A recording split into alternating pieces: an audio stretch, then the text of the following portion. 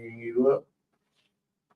Welcome, LEC community. We are glad that you are here with us today. This is our fifth year offering a virtual career fair where we highlight different schools, different school districts for you to get to know their openings and the upcoming opportunities. LEC, our mission is to increase representation, but also create the necessary conditions for the advancement of Latinx youth. And this is one of those initiatives. We would like to continue to help and be a partner in increasing representation in schools and in the classroom. And in the virtual career fair is one of those ways that we try to help out. So today, our first guest is Gail Taylor, Miss Gail Taylor from Crossroads Academy. I would like to welcome her to the screen.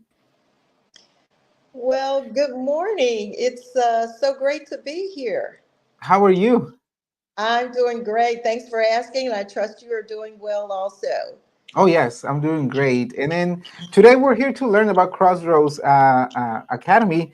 We'd like to get to know you. And I know you also have a slide deck. So I think we're going to roll through the slides and then let you tell us more about Crossroads. Sure, absolutely. Yeah, our slide deck will show that we are Crossroads Charter School. We're located in downtown Kansas City. We have three locations, two elementary schools located. Everybody's located in downtown Kansas City, two elementary academies, K through 6. And then we have one combined middle school, high school academy, all within 2 blocks of each other. We have approximately 1,100 students. Of the 1,100 students, there are 48% African American, 20% Caucasian, 25% Latinx. And then of those students, 55% roughly are free and reduced lunch. And we also have opportunities for student teaching. We encourage individuals that are interested in starting their student teaching to contact their placement director and work with our chief academic officer to make arrangements to do student teaching here at Crossroads, because we would love to have you. Additionally, we are currently hiring for a number of positions. We have all of our positions posted on our website. And even if you're not ready to graduate just yet, we welcome the opportunity for you to come and visit us. At any time, we are still open for school. Our semester ends on May 30th. And we are actually taking applications for student enrollment, and we welcome families to come and visit us. And we also welcome prospective teachers to come visit us also. And what other fun things might I tell you about Crossroads Charter Schools? We work hard and we play hard. So there are just so many opportunities. Last night we had game night for all of our staff, and it was just a fun time. We just got together in the cafeteria and we played games. I would also share with you one very, very important fact, which is that there is a bond issue coming up on April 8th. It's super important. The bond issue shows Kansas City Public Schools on the ballot for capital improvement funding. And I would say to you that I can't tell you how to vote, but I can tell you that a yes vote for funding for Kansas City Public Schools would also greatly benefit capital improvements for some of the charter schools, including Crossroads Charter School, within the boundaries of the Kansas City Public School areas. We work very, very hard to support our families throughout the Kansas City Public School boundaries, and we encourage all families and all friends within those boundaries to get out and vote on that April 8th, voting day, and I do believe there's early voting. So please do go out and support that very, very important bond issue. Super important. I would also say that the salaries for teachers, for Crossroads Charter Schools teachers, is very, very competitive. Starting salary for bachelor degree is $46,524. Those with a master's degree, starting salary is $51,125. Our teachers, I think, is that something that's unique is that they have two planning periods, which is something that is very, very outstanding. And also benefits, which is super important. Crossroads offers a benefits package of which we provide benefits for employee only coverage at 100% free, free, free medical, free dental, and free vision, and free life insurance, free long term disability coverage, no charge. So come out to our website or come out and schedule, a visit. We'd love to have you. And thanks for inviting me, and thanks for inviting Crossroads Charter Schools to the virtual career fair. No, thank you for being with us, and thank you for that reminder about voting. It is important. We also believe in those improvements that might happen if this vote passes. I have a question. Why should our community consider joining your team? Yeah, What makes? Yeah. absolutely. Crossroads is very active and very engaged in the community. We do a lot of community service throughout the community. You will see our students actively engaged in the community because Crossroads considers the community part of its learning environment, because that's part of our mission and vision, is real world learning. So we go out into the public, we go to the library, we ride the streetcar, we do projects in the community, and we are teaching our students to become responsible, contributing members of society. So it's not just about being in the classroom, it's about being responsible citizens. Thank you. And when you think of an ideal educator, what qualities is Crossroads looking for? What can somebody bring into the table at Crossroads? Yeah, absolutely.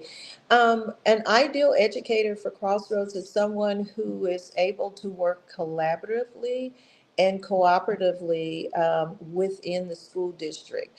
Obviously, we are required to teach to the Missouri standards, but we also have the opportunity and flexibility to have our teachers help design the curriculum.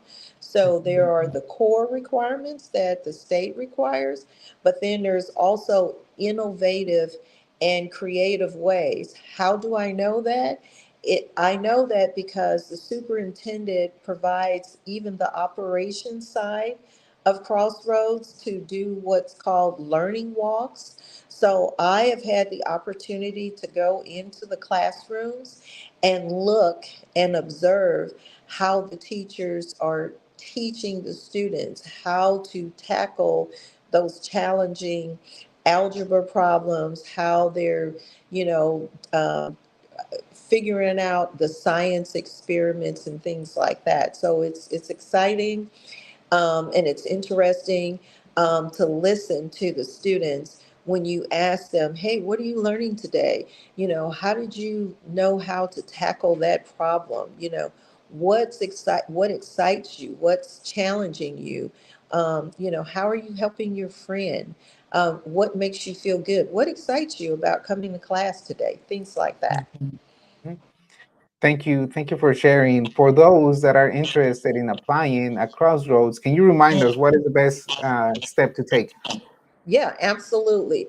So the best way to apply is to go to our website, which is crossroadsschools.org. kc.org. And then we're also have our postings on MoReap, which is MoReap. And then we're also located on Handshake, which is a new popular website that all of the universities and things like that require their students to register. And then all of our postings are also picked up on Indeed.com and ZipRecruiter. Yeah, yeah. Thank you. Before we let you go, is there anything else you would like to share with our community before we wrap up? Yeah, absolutely. Crossroads is open to the public, so we just encourage you to give us a call. We are a public. Sometimes people think that a charter school is a private school, but it is a public school that is open to the public.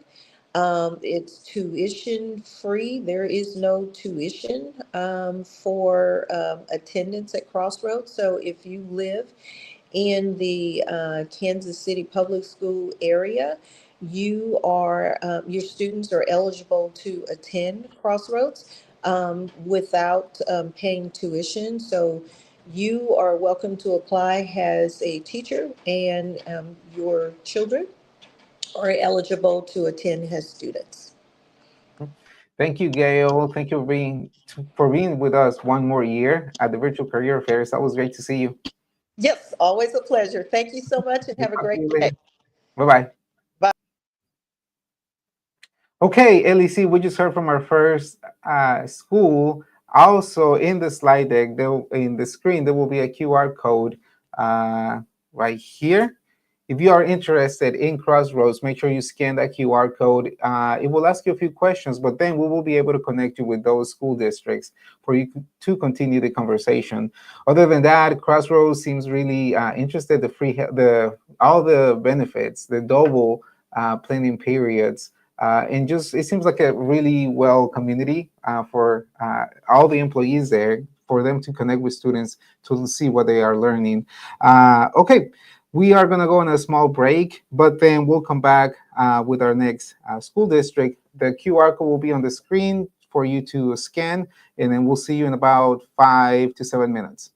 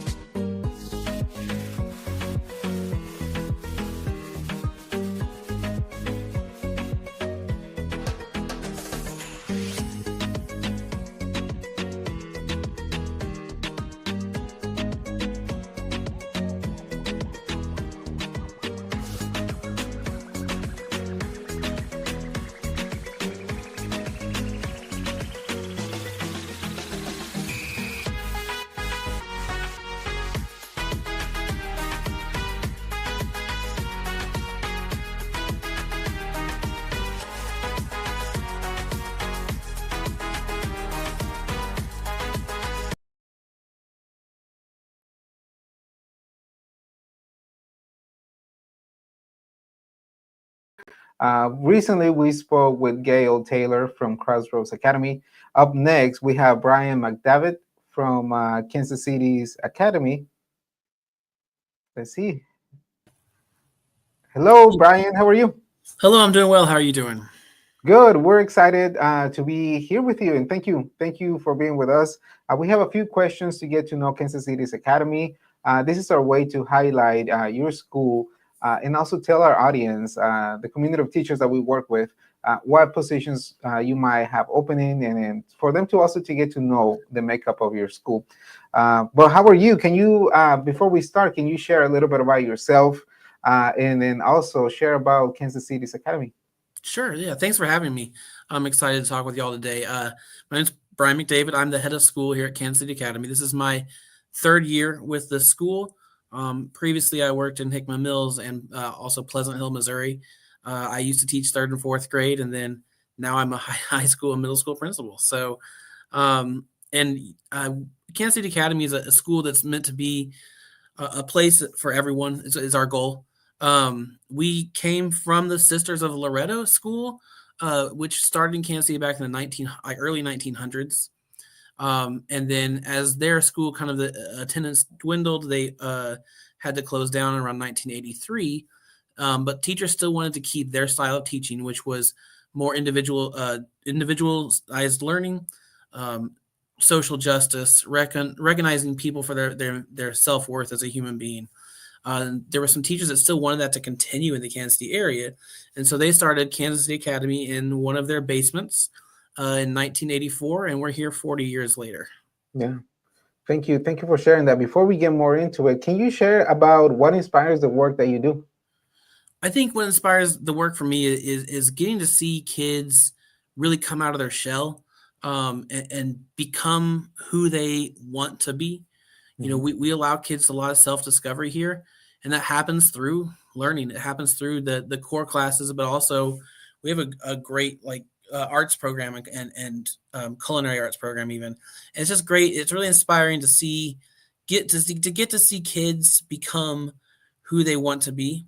But it's also inspiring for me in my current position as like a principal and head of school to see teachers get to teach the way that they know is best for their kids, and get to see teachers and staff members be in a place that they also get to be themselves and get to express themselves through their work and through their creativity and their lesson plans and their interaction with kids and the way they build relationships with each other and the kids.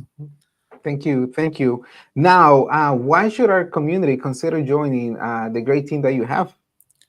So we are a small private school. We keep class sizes very small.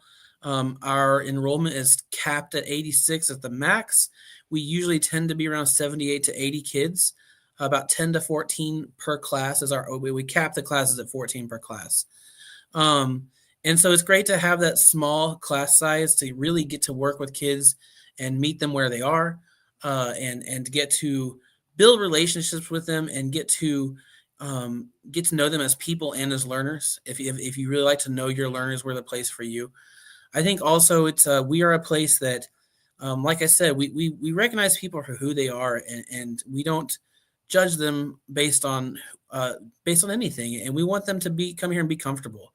And if you're looking for a school where you can come and be yourself, and get to interact with people who care about you truly as an individual, this is a great place to work. Thank you. Thank you for sharing that. When you think about the ideal educator and the roles that you might be looking for, what qualities are you hoping they bring into Kansas City Academy?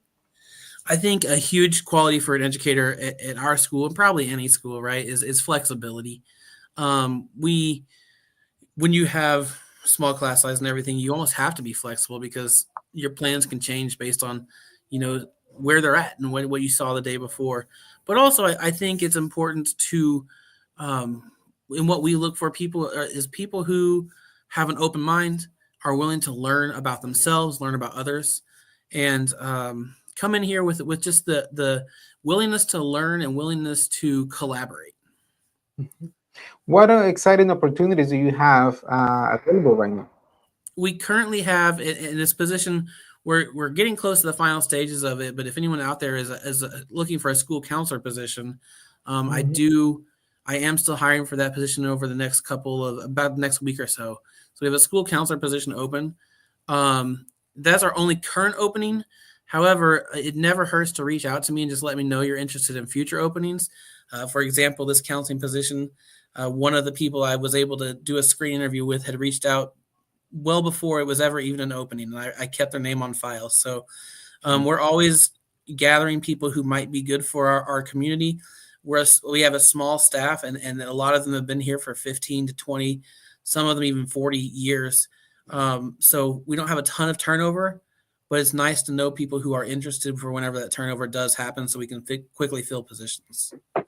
Can you tell me more? Are there any opportunities for paraprofessionals, supporting staff, any other roles? As of this time, we don't have paraprofessionals. We do not have a special education program. We're not set up to provide those services as an independent school. So at this time, no. Okay. Well, and then if for the audience, if you're watching after this interview with Brian, we'll have a QR code. And if you're interested in applying or talking to Brian, fill that QR code and we'll make sure to connect you with him or any other school that you might see today. For those interested in applying, what's the best way for them to get to that link? The best way is either to visit us at kcacademy.org on the internet, or you can just email me, bmcdavid at kcacademy.org. Okay. And then we are at the end. Is there anything else you would like to share? No, I just want to say thanks again. I really appreciate what you all do, not only having this career fair, but what your organization does in the city. And I'm happy to be able to be here today. Thank you. No, thank you for being here with us. We'll make sure if there's any interested individuals, we'll connect them with you. Thank you. Thank you. Okay, LEC, you just learned from Kansas City Academy. We'll have a QR code in between each interview. Make sure you fill that out. Let us know if you would like to be connected with any of these schools. But other than that, we'll be right back, and then we'll continue chatting with different school districts and schools.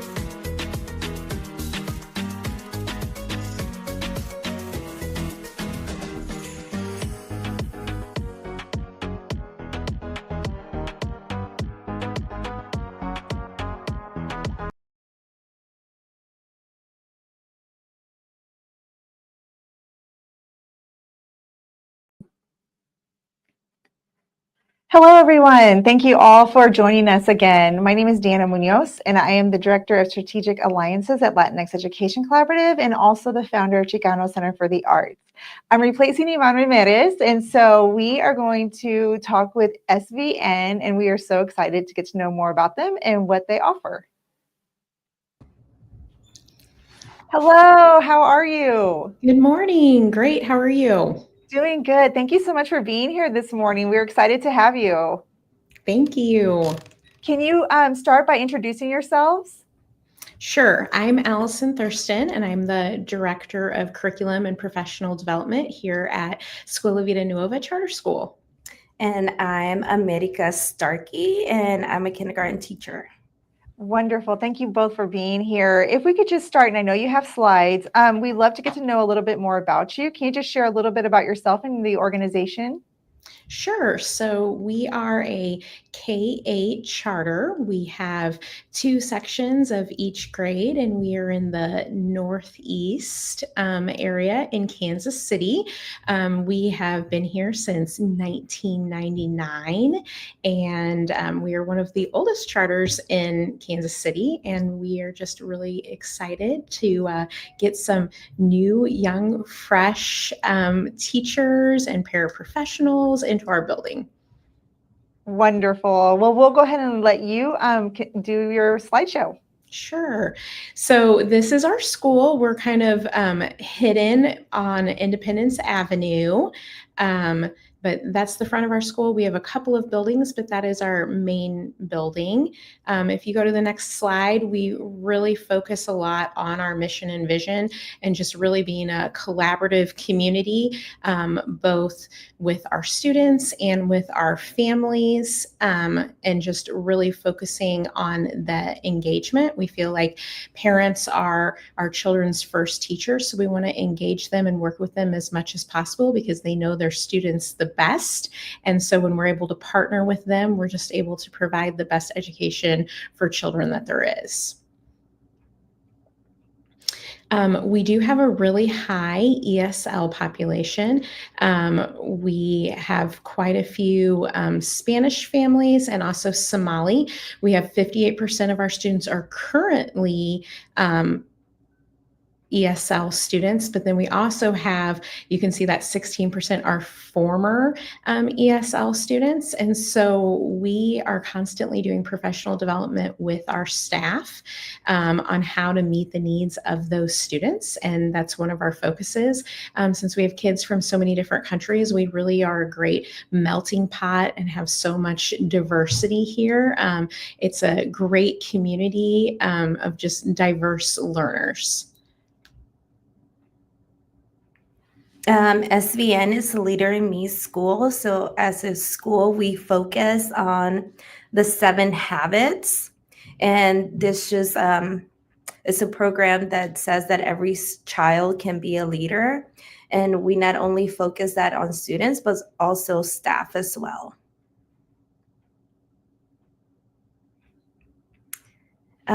So we are 45% Hispanic, 43% Black. We have, like Allison said, a lot of ELL students. We have a 71% teacher retention. Our minimum starting salary is $50,000 a year, and over 50% of our teachers have master's degrees. One of the I don't know what you'd call that, a splat or a star on there that talks about parent-teacher conferences. We're really proud of that, of those face-to-face parent-teacher conferences that we've been able to have through the years. And I think that just really speaks to the connection that we do have with our families. Like I mentioned at the beginning, we actually don't have buses. And because we don't have buses, all of our families either come by car and pick up, or they're walkers, which means we get to have that face-to-face contact with families every single day.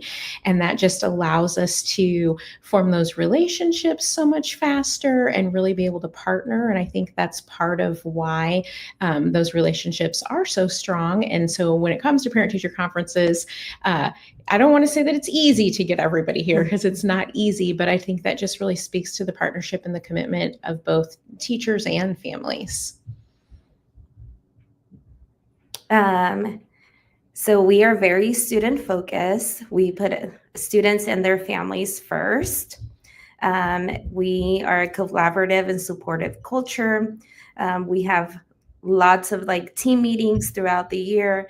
I feel like I'm talking with the ESL teachers and specials teachers every day. So we really do work together. We have a lot of opportunities for growth. And I feel like I can speak to that because I didn't start off as a teacher. I started off as a teacher clerk, and now I'm here. And we do, our SVN does value a lot of teacher expertise and just work together all the time and making decisions. So new teachers, if they are new to SVN or if they're a first-year teacher, they are provided with a teacher mentor on site that checks in with them on a regular basis.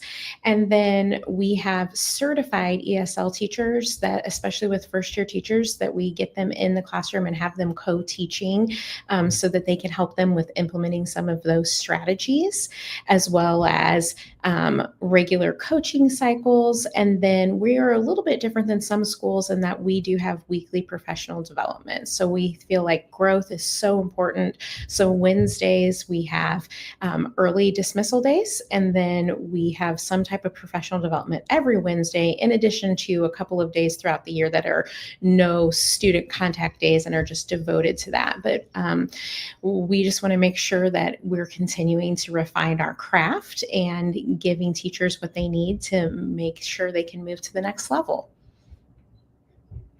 So right now we do have job openings for classroom teachers in 2nd, 5th, and 6th grade, as well as middle school math and social studies, special education teacher, and then paraprofessionals as well.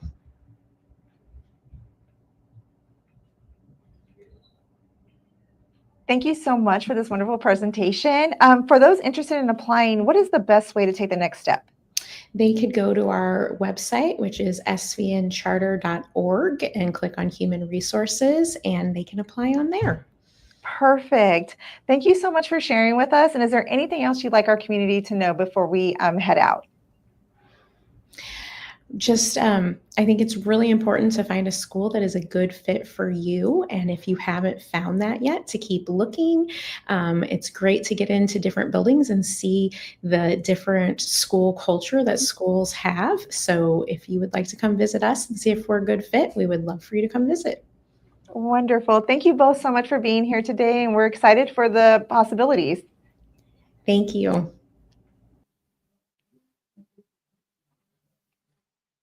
Good. Yes.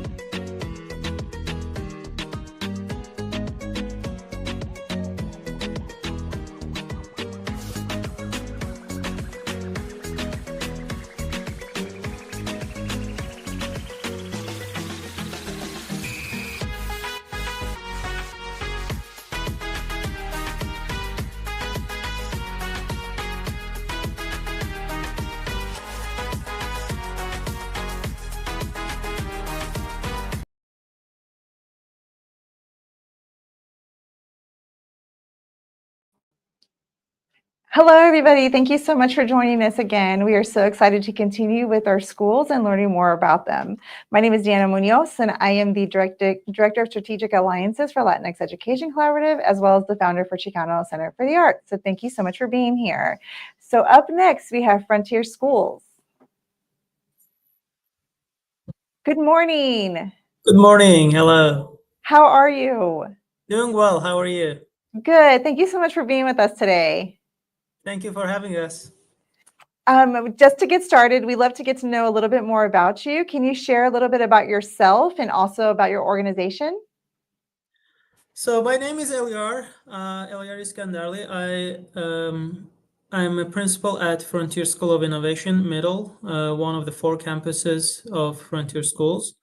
And I've been here this is my 14th year as an employee.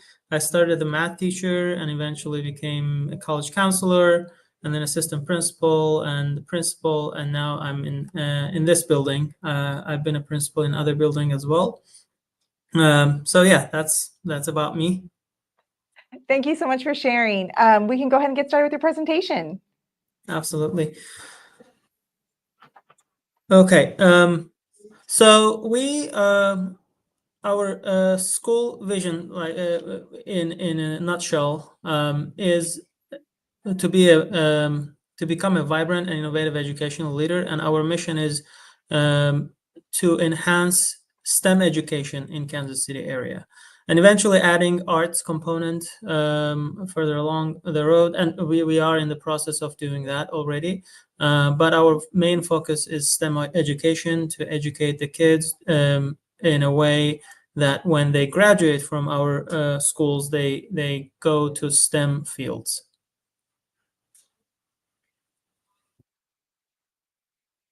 We have 4 campuses. Our 3 campuses are up north off of Front Street, and one is on Trust Avenue, Frontier School of Excellence.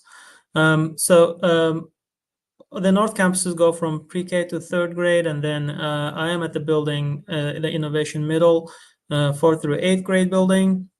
And then we have a STEM high school right across the street. And Frontier School of Excellence is somewhere I spent 10 years, actually. It's a great school. I've been there for since 20. I was there from 2011 to 2021. And it is right by Rutgers University on Trist Avenue. So we are the biggest charter school in terms of student enrollment in Kansas City area.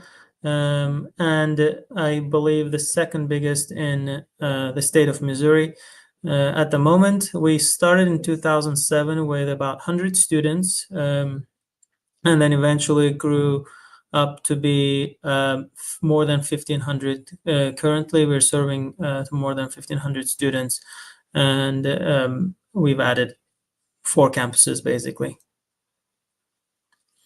And our enrollment and growth, we have seen a strong increase based on we didn't have the high school level yet, and as the grades grew up, we have reached to our peak enrollment with the current campuses. Sometimes it fluctuates in the last couple of years depending on various factors, but we are about 1,500 to 1,600 area in the last, I would say, 6-7 years. So again, 1,600 students in four schools. We are currently sponsored by St. Louis University, and our main focus, the biggest highlight, I would say, is STEM. And we are tuition free and college prep school. We have high graduation and college acceptance rate. We work with our seniors one-on-one to make sure that all of them go through the college application process and apply to FAFSA or other scholarships, and at least have the acceptance at the end of their senior years from the colleges around the state, nation.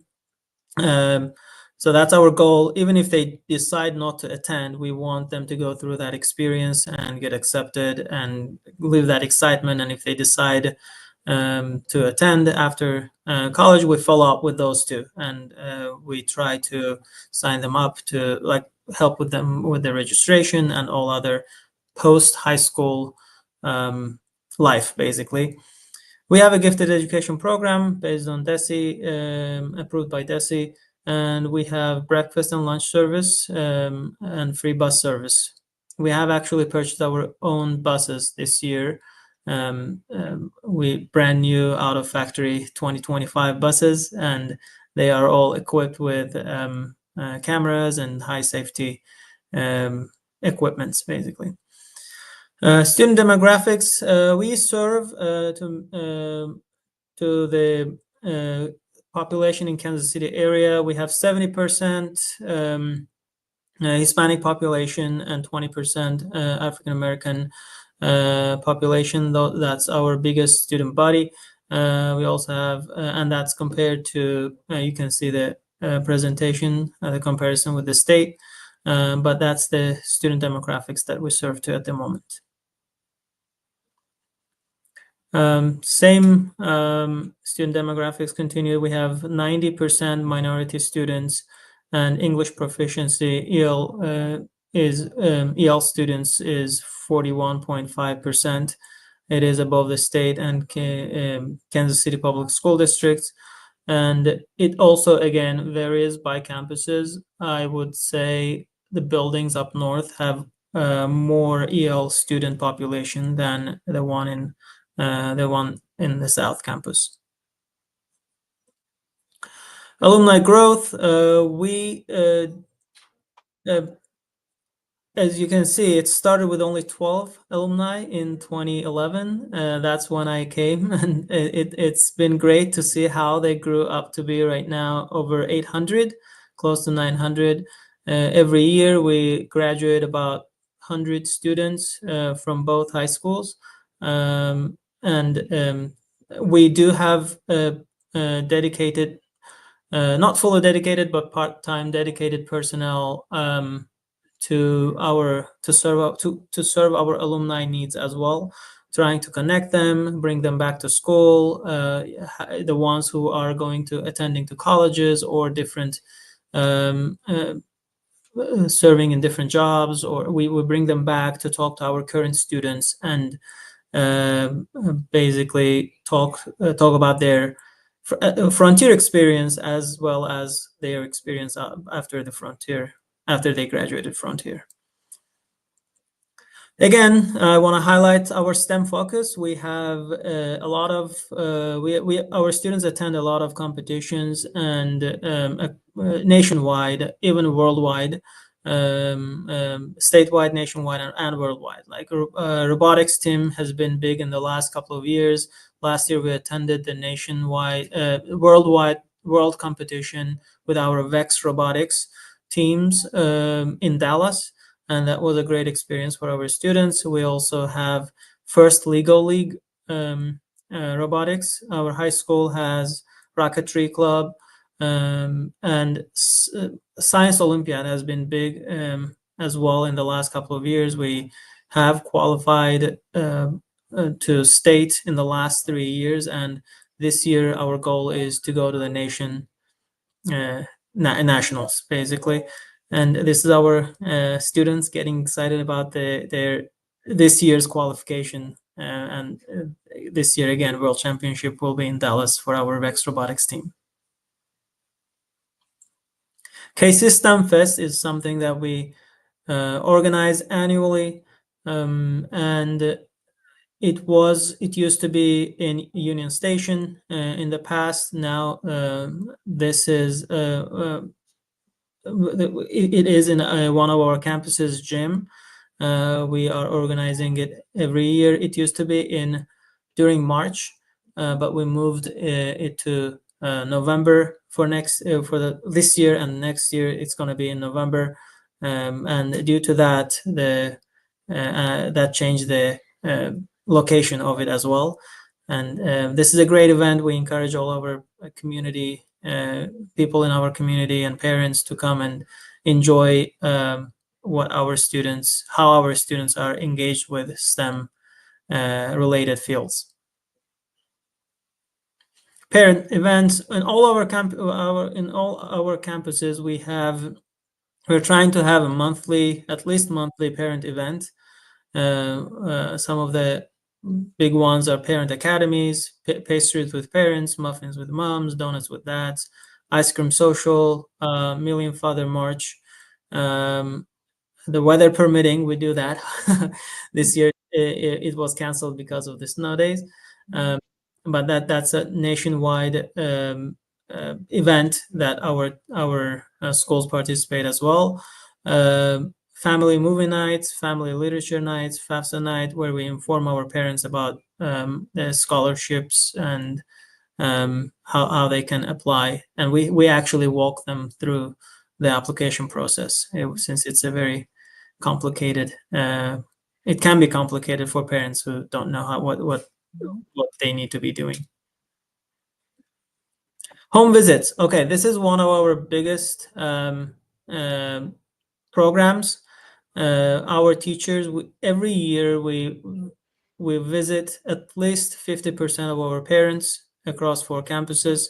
We try to reach more, but sometimes, again, the numbers can be higher than 50, but at least 50% of them. This is a great event for us to understand our students better, understand our families better, and them to understand our teachers better, and build that strong relationship, so that when there are decisions made regarding the student, they are involved. They are actively involved in those decisions, be it like whatever curriculum we're going to pick to teach them, or any academic programs that we're going to initiate, so that we can get their feedback, we can talk to them and get them excited as well about Frontier.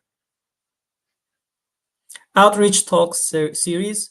We have this for our seniors. We invite community leaders to come and visit our students and give them speeches, and we have several people has come in the past, as you can see their names on the left, and this is a great way for us to engage, sometimes to build network with the community leaders, so that if there is an engineer, if engineer is coming and they need an intern, that is a great way to connect to our students who are interested in doing that. This is campus tours. We invite, again, community leaders to come and tour our campuses, where our students showcase their achievements, and we invite community, again, not just the community leaders, but also our parents and anyone who's interested in enrolling in our school. They can come and visit anytime they want. Typically, the tours are scheduled for the end of each month, but if anyone reaches out, says that they're not available, and at the end of the month, and they want to come anytime, we accommodate those requests. Well, thank you very much for having. Good. No, thank you so much. That was a great presentation. Just a couple questions real quick. What exciting opportunities might be available for those seeking employment with Frontier Schools? So we are approaching to the end of the year, and our staff plannings have been finalized right now on our school website. It's frontierschools.org. I'm looking for, I think, as Frontier Schools, we are looking for like special education teachers have been difficult to find, and we do have some openings that are posted on our school website, where the candidates can go and look what fits their position or their degree or their background.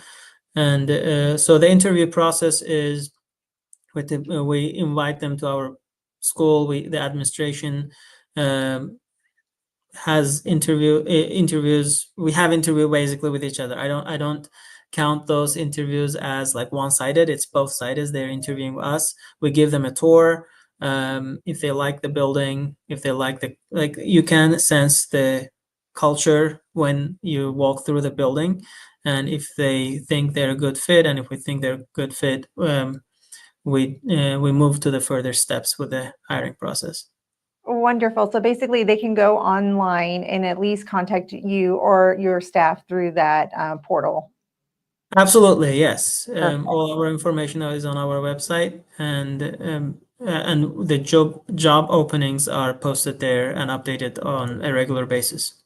Perfect. Well, thank you so much, Dr. Iskangarli, for being with us this morning. Sorry, it's not even afternoon, but thank you so much for being with us and sharing all about Frontier Schools. Thank you for having me. It was a great experience. Wonderful. Thank you so much for joining us, Frontier Schools. And again, if you're interested in learning more, please scan our QR code that's about to pop up.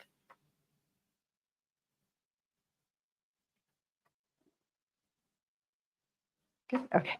Oh my gosh. Am I doing the next?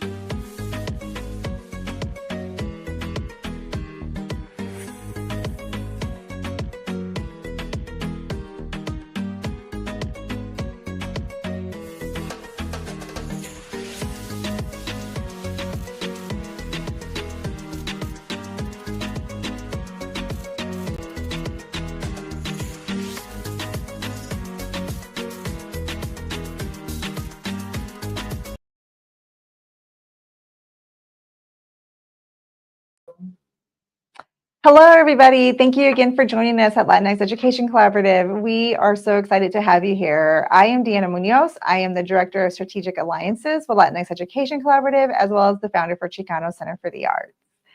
We are super excited for our next presentation, which is going to be Hogan Academy. Hello, everyone. My name is Kim Jones, and I work for Hogan Academy's management company, which is Phelan Leadership. We have over 20 schools nationwide, and our focus is heavily on turnaround schools, schools where students are behind educational-wise. And so we are really, our inspiration is to get them and turn it around and move them up to where they need to be. I am inspired when I see students learn and teachers really feeling a part of their community and watching them grow as professionals.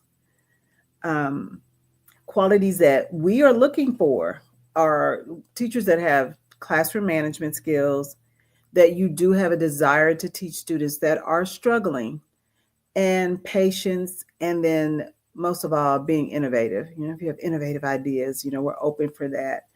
The positions that we are really seeking heavily and I'm sourcing heavily for are SPED and high school algebra. And then, of course, elementary teachers too.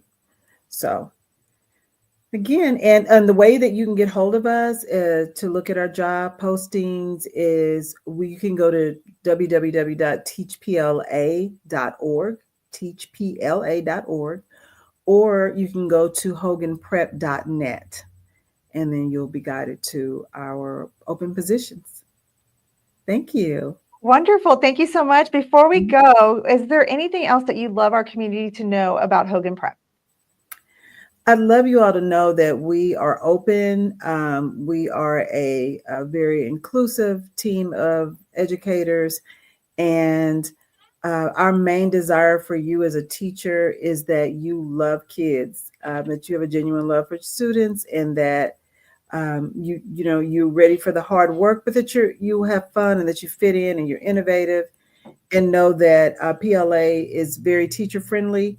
And we try our hardest and our best to make sure that our professional teachers are treated as such. Wonderful. And again, they can go to the website and the job postings will be there, correct? They can go to teachpla.org or hoganprep.net. And okay. I think my information is on there, and anyone can send me an email. Yeah, there I am. Anyone can send me an email and send me your resume. And, you can upload it to text there. My phone number's there. So whatever way you feel is best. If you want to teach math or SPED or elementary, welcome. Wonderful. Well, thank you so much for joining us this morning. And we're excited for all the possibilities. Yeah. Thank you all. Thanks. Thank you. Bye-bye. Bye. And thank you again for joining us. That was Hogan Prep. And as you know, if you are interested in any of these, please scan our QR code, which is located here. And we're excited to continue our program here shortly.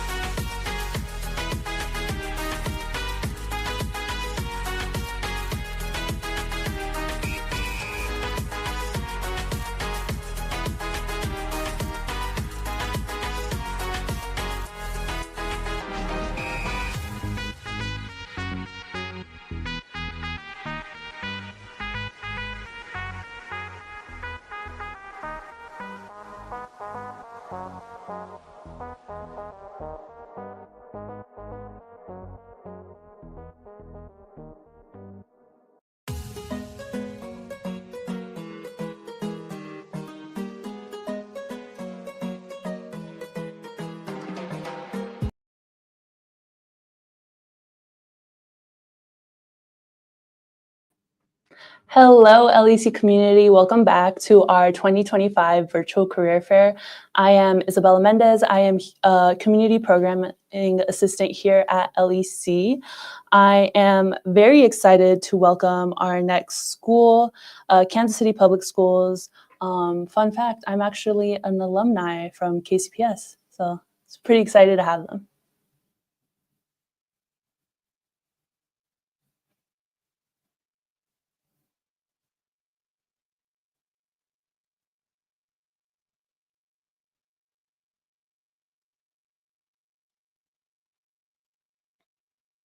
Mr. Cherry, can you hear us?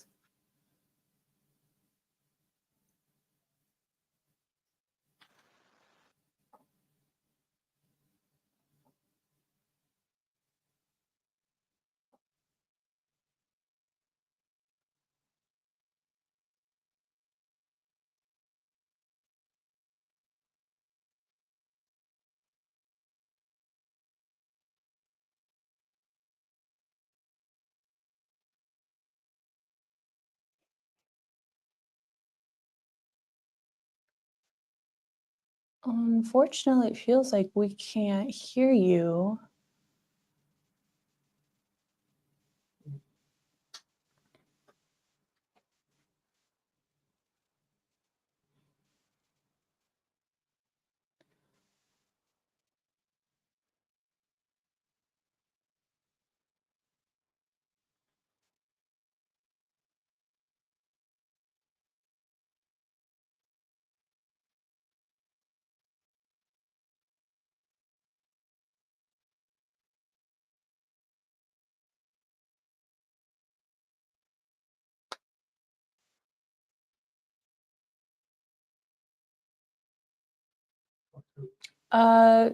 It seems like we're still having a little bit of trouble being able to hear you.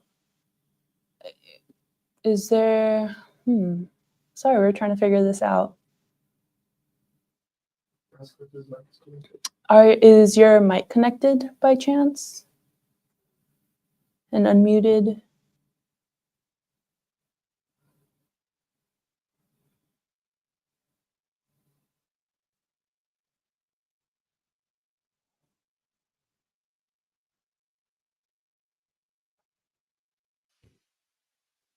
Hello, Hi.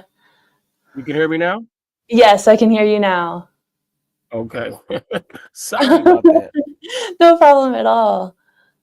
Let me see if I put these on since I'm by my desk. If it would be better. Hold on 1 second. No problem at all.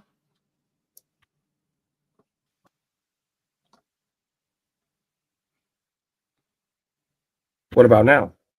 Yeah, we can hear you perfectly. Righty. I'm sorry for that technical difficulty. Yeah, it's no problem at all. These things happen. Yes, it does. I was like, oh, wait, I thought I made sure that everything was good. So, all right, I'm excited. All right, so we'd love to get to know you. Can you share a little bit about yourself and your organization? Yes, I am the recruitment and retention coordinator for the Kansas City Public School District here right in the heart of Kansas City. Kansas City, we serve about 16,000 students. We have about 2,500 employees with our district, and we're looking to hire more exciting and innovative employees. All right, perfect. And I know you have a slide deck. If you want to go ahead and present that. Yes, as the screen states, the Kansas City Public Schools recruitment and retention coordinator is just a fancy title for I'm here to get you in the door and make sure you stay in the door. So, I wanted to provide you all with a lot of with our open positions. Right now, we're looking for these roles in ESOL, exceptional education, of course, custodial and food service staff. Those positions are always, open. The security department, and then we have some certified teacher roles as well as some paraprofessional positions. So if you are someone looking for a paraprofessional position or any of these positions in this area, please come on out. And we have a career fair coming up on excuse me, on April the 12th. I would love for you all to join us on that. Oh, there it is, right there. We call it a brunch. We feed you, give you a nice little breakfast or brunch style, and it's going to be from 10 to 12 here at the Board of Education building at 2901 Truce Avenue. So please take a screenshot of that. Come on out and let me know that you heard it here. All right, that sounds wonderful. And for those interested in applying to these different roles, whether it be educators, paraprofessionals, support staff, or any other roles, where would they go, or what would the steps look like for them? Yeah, so the steps are easy, right? We've transformed our website a little bit so it can be easy. I mean, like friendly. And so all you have to do is click on that link right here that you see, the kansascitypublicschools.org/careers. I say that's kansascitypublicschools.org/careers. And you can go in there and apply to any position. We prefer you to apply before coming to the interviews or any of the career fairs so that we can be very prepared for you. All right, perfect. And when you think about an ideal educator or paraprofessional support staff, et cetera, what qualities or values do you hope they bring to the table? Absolutely. I love that question. We just want someone that's passionate, want someone that's coachable, and here for our students, right? Here for the kids that we serve in Kansas City. And so if they have a desire to teach or educate and this is the place for them, please come out. We just want people that are passionate about education. That sounds really wonderful. And just another question, why should our community consider joining your team? What makes your organization a great place to grow and make an impact? That's a phenomenal question as well, Isabella. Thank you so much for that. Um, I like to say that we are a family-oriented district. No matter where you go in our district, you're going to feel like you're at home, right? And we want that feel. We want everybody to come in and feel valued, heard, and seen, right? That's our core values. Um, and if I don't know, this district is perfect for you because it's right in your backyard, right? You don't have to go across state lines just to go to another district, or you don't have to go up north to go to another district. We're right here. We're right here to serve the kids that looks and go to some of the same schools as you all. All right. And is there anything else you'd like our community to know before we wrap up? Yes. Right now, I just want everybody to get involved. We have the voting, the bond voting coming up. Get involved with that. Go out and get informed, right? But most importantly, go out on our website, learn the different things that are going on in Kansas City, because these things impact you. If you're a part of our community, it impacts you. So I want you to go ahead, go out, get informed, but come to the Career Cafe on April 12th. Please be there.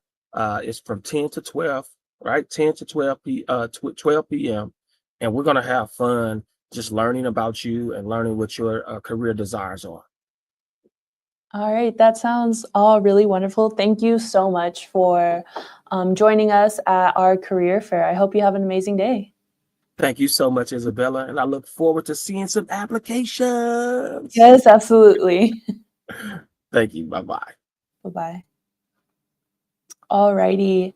And that was Kansas City Public Schools. If you are interested in more of what they have to say or any of the other schools that we have featured so far, please scan our QR code right on the screen, and it's an evaluation form that'll also help us get in contact with you so we can get you in contact with these schools.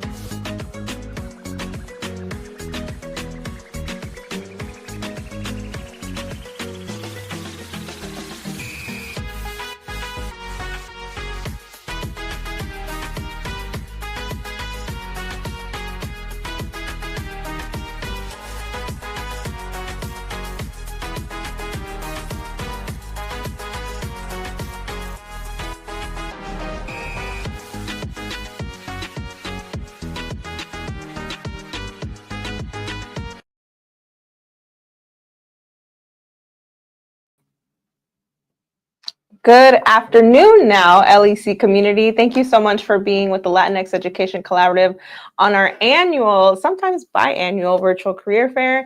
If you don't know, my name is Susana Elizarraz, and I'm so happy to be able to be jumping in today to support the team in this amazing work and on this amazing day where people in our community who may be looking for opportunities or are shifting from their previous opportunities to new ones can hear from folks who are looking for them.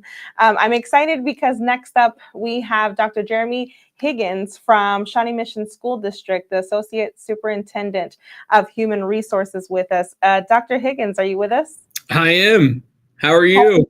I'm well. How are you? You know, it's a great Wednesday over here in Shawnee Mission and hopefully elsewhere as well. So yeah, we're over here in KCMO and things are good. And it's looking like it may rain, but I welcome it. You know, I was just looking at the weather for like the next 10 days, and I think the spring showers are definitely heading this way. So I just want some sunshine. Puts us all in a better mood. I know. It may be safe to say that spring is here finally, but, knock on wood. At least there's no snow on the ground. I know. Knock on wood again. Yeah. Right. Dr. Higgins, thanks for being with us today. I know that you all provided some great information for us to be able to share with our community. So we'll go on to the next slide and hear a little bit about you, what you do, and introduce us to the district. Yeah, well, I certainly appreciate the opportunity to be on today and to share about Shawnee Mission, which I'm a little partial, but I think is one of the best places to be and to work. I serve as the Associate Superintendent for Human Resources here in the district. This is my first year in this position, but I've actually been with the district for 19 years. Oh, wow. I started as a teacher in the district. I was a teacher, a coach, building administrator, associate principal, head principal, and then transitioned over to the district office as director of human resources, and now am in this role. So wow. I love Shawnee Mission. It's been a great journey for me, and I know for many people in the district as well. So the sheet that is up on the screen there just really helps to provide kind of a glimpse into Shawnee Mission. It is not all encompassing, I will tell you that, but it's what we use when we go out on the recruiting trail to share with people who are interested in Shawnee Mission potentially. So you can see some different information on here about the number of schools that we have, our student demographics. So one thing that we really wanted to highlight with prospective employees is our student demographics and that breakdown, but then also some of the different supports that we offer the employees within the district through our mentoring and other support programs, our employee benefits program. And then at the very bottom of the sheet, you do see the objectives of our strategic plan. We are in the first year of our 5-year strategic plan cycle. And that strategic plan really drives all the work that we do in the district. So it's important for us to highlight those objectives for any prospective employers as well. And then we've got a very easy link for people who may be interested in looking at the district and maybe interested in looking at any jobs that we have available. There is a very, very easily accessible QR code that they can scan, takes them right to any openings that we have here in the district as well. Nice. Well, speaking of your strategic plan, I know my team is bringing that up. First of all, as a former teacher myself, as an educator, I nerd out on a good strategic plan, and so I hope I don't take too much time on this. But I was looking through this, and the first thing I saw is that you all are in your first year of the strategic plan of your 5-year plan. Tell us a little bit about what brought you all here and where you all are going. Yeah, good question. So this is actually our second cycle kind of within this strategic plan process, I guess you could say. So we had a strategic plan in place from 2019 to 2024, and some of the parts, I should say, of that first strategic plan carried over to the second strategic plan into this next 5-year cycle. So, and when I say things kind of carried over, we had a steering committee made up of stakeholders from across our community that reaffirmed the beliefs, the missions, the objectives, and the parameters of our strategic plan. So kind of those really overarching aspects of the strategic plan that really are foundational for our community. The steering committee reaffirmed those for this next strategic plan.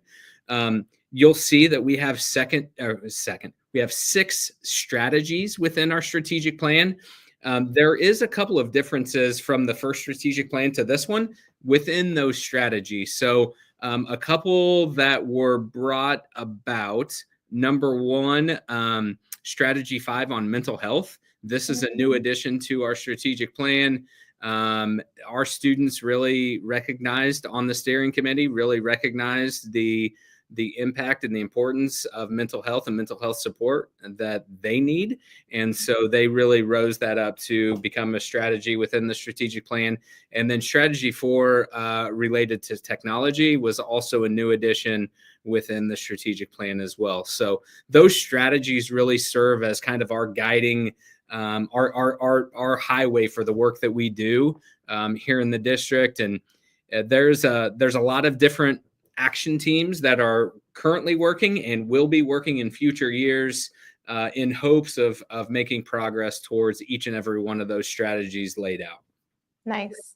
Well, I think mental health and technology being the ones that have been added this time around is kind of reminiscent of where we're at in society with coming out of COVID, teachers, educators, and students and families learning more about how technology can be used as a part of the educational process, right?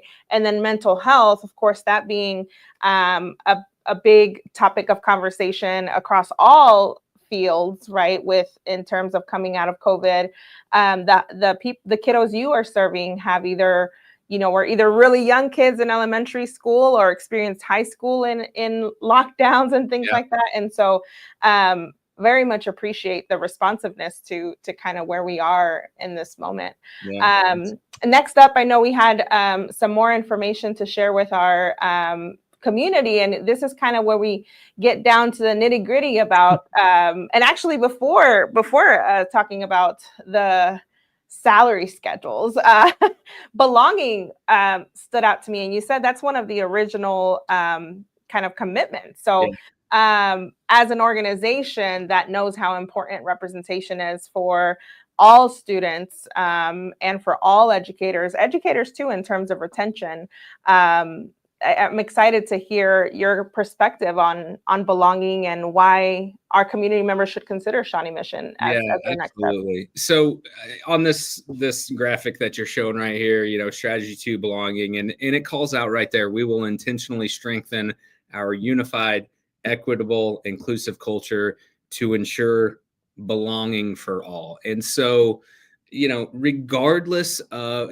kind of where we're coming from with this belonging aspect, is irregardless of your position within the community, whether you're a staff member, a student, a parent, or just, a community member.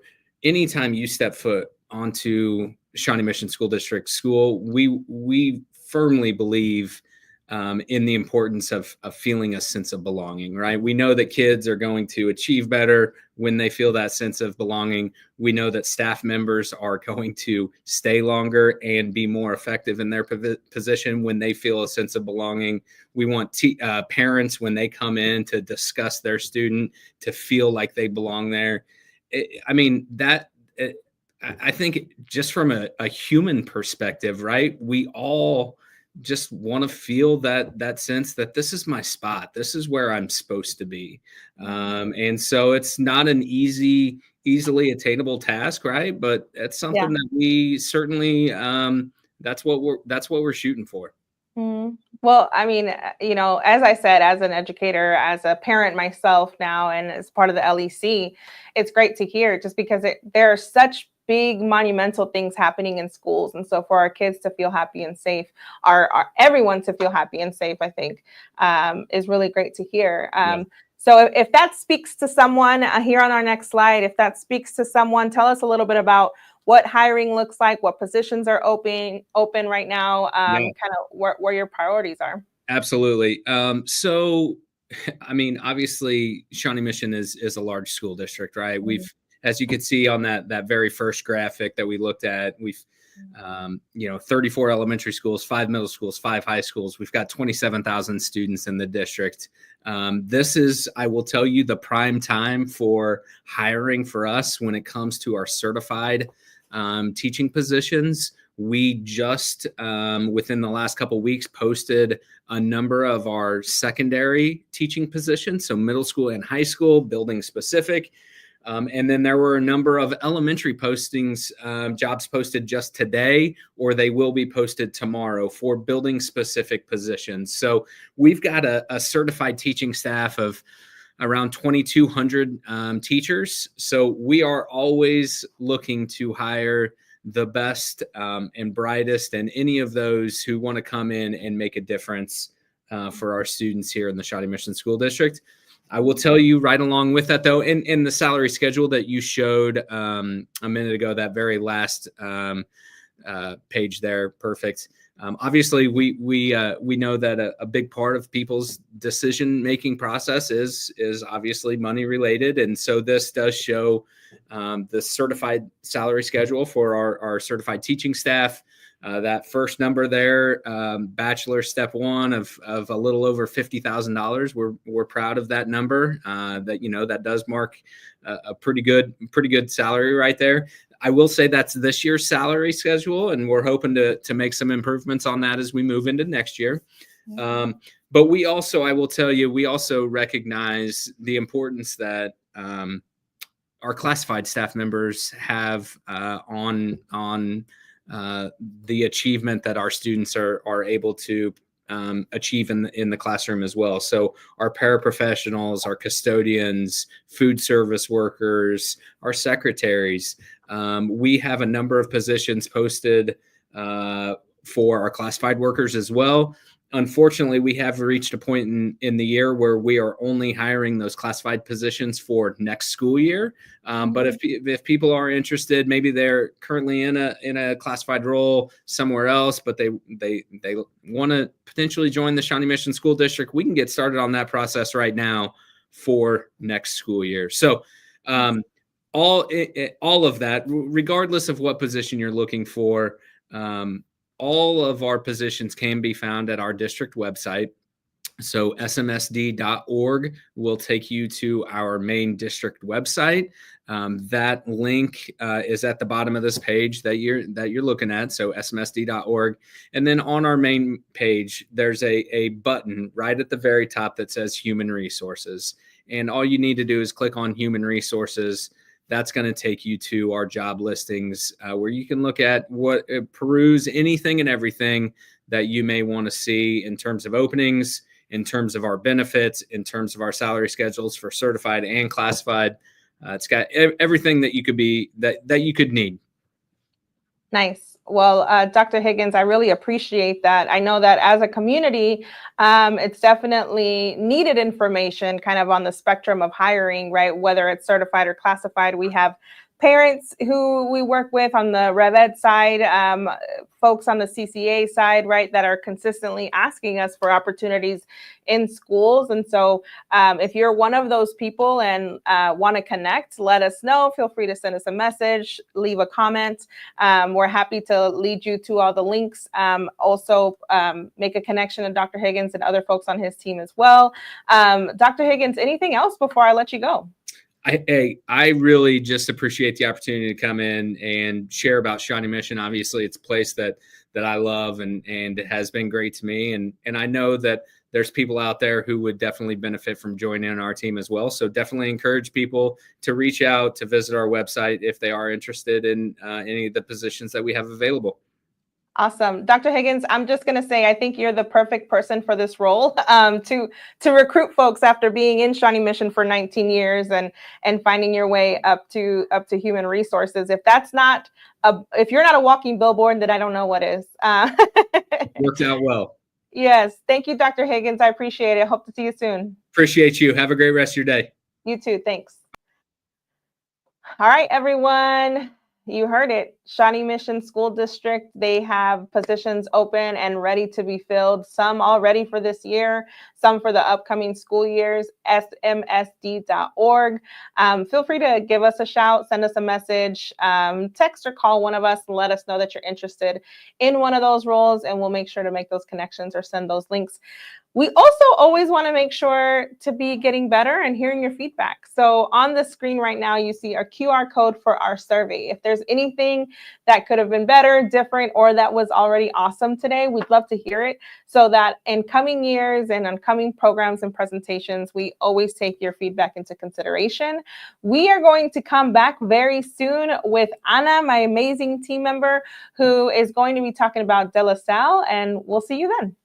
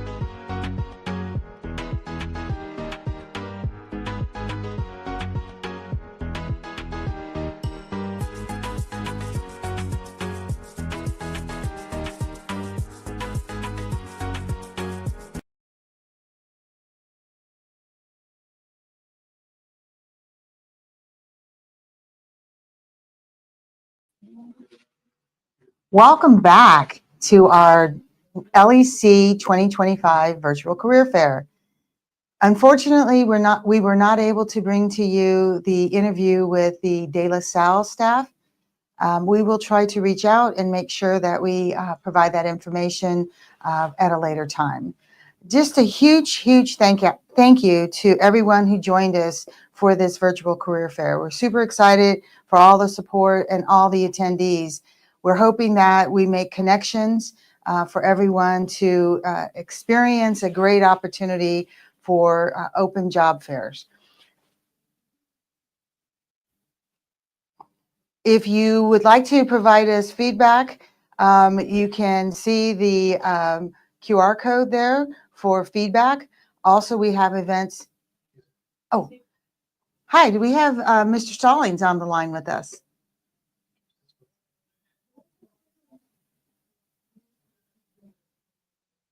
The computer was not working for me, so I apologize for my tardiness. But no worries. No, yay. I am so glad that you were able to join us, Mr. Stallings. We have Sean Stallings, who is joining us as the Executive Director of the De La Salle schools. And super excited to have you as part of our career fair. No worries at all about the late start. We still have time, and we'd love to hear a little bit about you and the school. And we have some questions that we'll go through. So we'd love to get to know you and De La Salle. So share a little bit about yourself and the organization and what inspires the work you all do. Yes, and I apologize. This is on the phone, so it's a little harder to hear. And I have 53-year-old eyes, so I'm getting closer than I probably would. So excuse it if I look a little weird on this. No worries. Oh, go ahead. Sean Stalling. I'm the executive director at De La Salle. Originally from Chicago, been in Kansas City. Now this is going into my 6th year, and been at De La Salle. So I'm really excited about De La Salle and what we've done and accomplished the last 5 years. We just got approved for our 2nd charter renewal. So we're going to be around for another 5 years. And the big kickoff of this next 5-year experience is a total revamp and reorganization of what we want to see with teachers. And the way that we're doing that is we're trying to attract some of the best and brightest, not only just from the Kansas City area, but around the country. And so we started a program called the Distinguished Teachers Residency. And actually on Friday, we'll be initiating our first set of offers. And I'm proud to say that we have a candidate that's from Kansas City, but has spent the last 5 years over in China and has a 20-year experience. And so that teacher will be coming back home to work at De La Salle, but has been teacher of the year in several areas. So we're really excited about how this is going to push some energy into our teaching core and partly to attract and retain outstanding teachers for the Kansas City area. And so De La Salle was really focused on students that need second chances or third chances, but we also changed our model where we also bring in students that are first time to high school. So we think we're a school for all kids. And you can see here, who we are. We're about 230 students. We have about a 90% student of color component in our teacher rate. Our student to teacher ratio hovers around 18 to 17 to 1. And so we sit on historical truths, which is the racial divide in Kansas City. And we have historically been the alternative school for KC, but we've changed that. So we really want to serve all children. And the reality is we know that some kids switch high schools. Some kids need second chances. Life circumstances create those environments. And so we think we serve three subsets of students really well. We serve kids that are first time to high school. We serve kids that are credit recovery.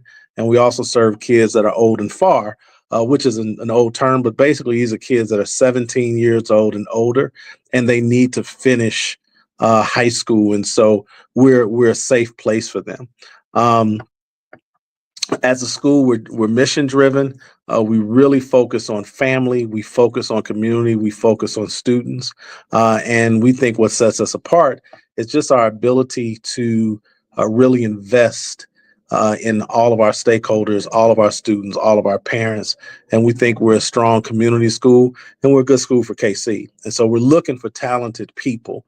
And so this is a great opportunity to touch a subset of teachers and educators that we have not necessarily engaged with before. And then ultimately, we have started this process. We have actually, we've been doing this since earlier, and we started the announcements early in January. We're at the point now where we're going to make offers this Friday. But we have not secured all of our teaching or the teachers we want. And so we're going to continue on a rolling basis. We're looking for strong candidates in math and science, and we're also looking for strong candidates that may have an interest in special education. So I'll pause there, right? Like, I know I did that really fast, but that's who I am, a native Chicagoan, have gotten to Kansas City. You know, I still love my Bears, but I cheer for the Chiefs. Hard to not cheer for the Chiefs in KC. I like barbecue, and I like the vibe and the culture. I came to KC and I got a dog. This is the best dog city in the country, in my opinion. And really, I just want to see the young people and the kids that do not necessarily get the best and brightest teachers. I need them to get access to a great educator in every classroom. And we want to make sure we have a diverse workforce. And so that's why we're here today. Okay, excellent. Thank you so much. That's okay that you had that teacher energy coming through, that you were shining and saying, this is all what we do. This is who we are, where we're going, what we want to have happen. So one of the things that I want to make sure that we know for certain about De La Salle is when you consider the ideal educator for these roles, what qualities or values do you all look at from De La Salle for a person to join your team? Absolutely. Yeah, absolutely. I think it's very simple. Simple but hard, right? Sure. We are looking for a person that has the right mindset and a person that understands that the teacher is the key lever of change. And we want people that have had a successful career. We want people that are driven by results. So that's all the part that's kind of baked into what a good teacher is, in my opinion. We want to make sure we have people that are driven by results, people that kind of thrive on the energy of doing well. But at the core, this is the core of what we're looking for, what I think makes a great educator. There's a gentleman by the name of John Saphir. He's written a book called The Skillful Teacher. And in that book, The Skillful Teacher, he said there's 3 key messages. And I believe in my heart that these 3 key messages are what we need our teachers to do. Number 1, they have to communicate to students that the work that I'm giving you is important. You need this. It is relevant. It is important. Number 2, you have to communicate to students that I am here for you. I will scaffold. I will work with you. I will meet you where you are. I am here for you. And so that means that I may have to adapt lessons so you can understand at your level. But that first bullet, this is important and this is a standard. So those are the 2 things together. But the third thing is what I think makes a teacher distinguished and makes a teacher special. The third message you have to send to students is that I will never give up on you. And I think that when we send those 3 messages in concert, we get dynamic educators. You cannot give up on children. You have to be there the whole walk with them. And it is hard, it is frustrating, especially in the high school years, because they look and feel like adults sometimes, but they're still kids. And we cannot give up on them. And so that's the message that I am looking for at the core of the teaching force that we hire. And I'm looking for leaders in those seats and people who want to grow, want to expand, and simply want to do great things. I'm looking for great people that want to do great things. Oh, that's excellent. And that, who was the author of that book again? His name is John Saphir, Sappheir, I believe. Okay. John Saphir, and the name of the book is called The Skillful Teacher. Okay, that's excellent. I love those points very much, all around communication, hope, passion, and just being an all around advocate for our young people. I think sometimes we forget that, like you said, they're still kids. They're still growing, even though they are taller than us or, Yes. come across as knowing more than us. We know that they still have a lot and a long way to go. So I appreciate that. That's great insight. Thank Earlier, you. Mr. Stallings, you talked about your teacher residency, and you said that you were bringing back somebody that had been in China, I believe it was China, for the last few years. Talk to us a little bit about this residency and how do we find out more? How do our audience members find out more? And how can they apply for the residency program there at De La Salle? Absolutely. One is on our website, www.delasallekc.org. And you can go to our website, and on the PowerPoint I shared, I believe there's a QR code on the last 2 pages where a person could get that information. But the residency, it's an innovative way. Like this has developed out of some years.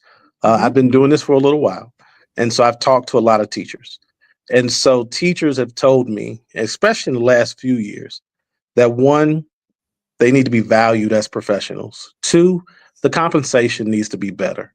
And 3, if I'm good, then don't micromanage me. Leadership definitely matters. So please allow me the space and the opportunity to do what I do best. And I think that's what we wanted to do. That's what we created in this residency. And so what that means, the compensation structure, De La Salle pays one of the highest salaries across the region in KC. We outperform Kansas City Public Schools in terms of salary, and we also outperform some of our partner charters. Additional to that, we are given $12,000 a year on top of salary as a residency requirement, as a I'm sorry, not a requirement, but as a residency incentive. So it's for your housing. And so $12,000 a year for housing. We are also giving teachers a budget of about $2,500 to pursue professional development that they want to pursue. So every time some teachers are sitting in PD and they're going, I've done this, been there, done that before. Why do I have to do this again? And we want to kind of blow that motto up and say, you have dollars to go explore this country for some professional development that you may be interested in. So we have dollars for that. The focus area that we truly want is we want teachers to focus on results. So this is results driven. So we want you to do well. And we want our students to do well on the ELCs and to see them grow. And so there is a focus and accountability towards results. Then also additional to that, we take care of the health care of all of our staff members. So we cover single coverage health care for our staff. And that's important because we want people to be healthy. We know healthcare in the country is going up. It's harder to get coverage, and we want to make sure our staff can live and be healthy. And so with that, we're going to cover that single coverage healthcare, and we're working to try to get full family coverage, but that for a small institution, that's a little bit more of an expensive lift. Additional to that, the second part of our professional development is self-care. So how do you show up to work? How's your work-life balance? And so that's part of our professional development options, to be doing innovative things to make sure this job doesn't become such a stressor that it wears you out. And then last and final to it is we're going to focus on literacy across all content areas. And so our teachers will come here, and in their content areas, they'll become literacy experts. And so they'll be able to add things to their toolkit to just be better teachers of reading, writing, thinking, and they'll do it through the De La Salle literacy framework. And then at the end of the day, we want to make sure we're producing people that are ready to step into their next role and be leaders, either in De La Salle system or around Kansas City. Ultimately, our goal is to bring talent to the Kansas City region, and we will do it through our vehicle of a school, and we'll do it through our system. And so that's what we're looking for. So yes, we would love to see even more people apply. We have 8 total positions, and as of today, we believe we've already are ready to fill 3, and so we're filling it now. So there's a sense of urgency to get their name into the pool so they can be considered for these positions right now. Excellent, excellent. So yeah, definitely you should see on your screens here a way to apply to the Distinguished Teacher Residency at De La Salle. There's a link here. And then also it looks like you all have put a link or email, I apologize, for anyone who has questions about applying for positions at De La Salle. And that's on your slides there in front of everyone. Yeah. It's careers at delasalle.org. And if a person sends something, they will get a response. We man that email every day, and you will not go into a void where the email dark hole. That will not happen. Somebody will respond. Excellent. Well, I wanted to say thank you. Thank you for sharing all this information with us. Thank you for persevering and getting all of the kinks of connectivity worked out and joining us today. The information you provided to us is extremely intriguing and interesting. I love the idea about the Distinguished Teacher Residency. As a former classroom teacher, K through 12, and also higher ed, I love that idea and passion that you bring to what you shared with us today. Is there anything else you'd like to share with us before we go? No, other than the fact I love Latinx. Okay. I'm friends with some members of the organization, or people that have been deeply connected in the organization. Edgar Palacio, Devin Turan, just really people I respect and admire. Have always thought highly of the organization and what you all do, and I'm excited to get in front of an audience through the organization. So thank you for inviting me. Thank you for the opportunity to talk. I hope that we continue our partnership, and I hope that we potentially get some members, some teachers in our system that are members in your organization. So thank you very much. Absolutely. Thank you too, Mr. Schelling, for joining us. And ladies and gentlemen, if you are interested, please know that you can reach out to us or to careers@delasallekc.org to find out more information about open positions and also about their Distinguished Teacher Residency. Thank you again, Mr. Stallings. Have a wonderful day. Thank you. I appreciate it. Well, that's a wrap for us, ladies and gentlemen. We have made it to the final few minutes of our virtual career fair for 2025. Big shout out to 2 of our folks that were behind the scene. We have Sebastian Salvador, who is all of our technical support, and Isabella, who you saw earlier on camera. She's put all of this together. So fantastic job to both of them.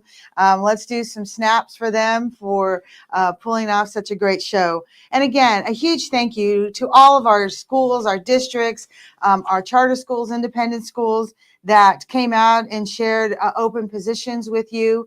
We hope that you are able to make the connection, find out more information, and become the Latinx wave that we have of educators in the classroom across the Kansas City metro area. Again, we have our QR code here that you can give us feedback or input on how we did or what information you might need. You also see on our slide an upcoming event. Acción takes place in just a couple of weeks on April the 12th. It is a virtual conference that we are hosting so that we can bring more information to you as educators, as people in the community who want to know how you can learn to become an advocate for yourself, your classroom, your students, and the families that you serve. Again, if you have any questions, please always feel free to reach out to us. Thank you, everyone, and have a wonderful rest of the day. Gracias.